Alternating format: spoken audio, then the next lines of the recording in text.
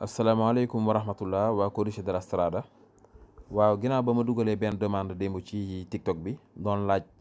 dugal demande bi gis naa ni vraiment li ëpp ci ñi ko tontu vraiment trouvé nañ ko ndax demande bi falso la ma ñëw ci leeral ko nag pour ñi nga xam ne trouvé wuñ ko woon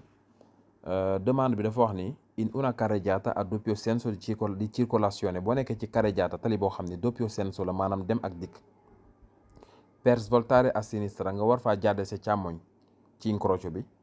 bisogna effettuare la svolta occupando sempre il lato destro dell'incrocio mu ne toujours booy jàdd booy def svolta bi mooy nga occupé fi féete ndeyjoor ci incrocio bi ci croisement bi comme i véhicule in figura comme ni ko véhicule yi defee maanaam oto bu noir bi ak oto bu rouge bi ñoom ñaar ñëpp ni ñu svoltare baaxut parce que demande bi falso la ñoom gis ngeen flèche bi diñ ko toppee ni lañ def occupé lato destra bi lato destro mooy côté droit du carreggiata bi moom lañ occupé loolu nag baaxut li baaxoon mooy ni la ñu war a def oto bu noir bi ni la waroon def ni la waroon duggee ci incrocio bi mais pas ni mu def moom oto bu rouge bi tamit moom it nii la waroon def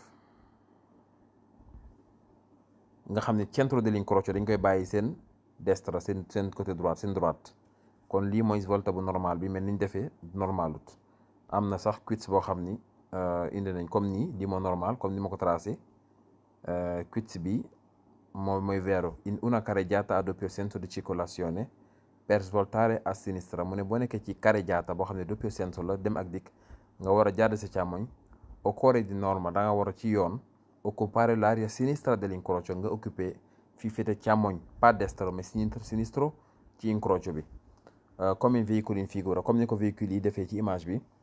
salvo diversa segnalazione ba mu des nag ñu defal la signalation boo xam ne moo la def loo destro bi par exemple ñu defal la fa rond point bu amul rond point bu boobaa da ngay wër rond point bi mais comme amul rond point boo ñëwee kii moom ni nga ko war a daggee mooy da nga war a def nii rek dugg mais war a occuper lato destro de la carreggiata kon mbokk yi loolu laa doon indi comme leeral di wax ni rek képp koo xam ne bëgg nga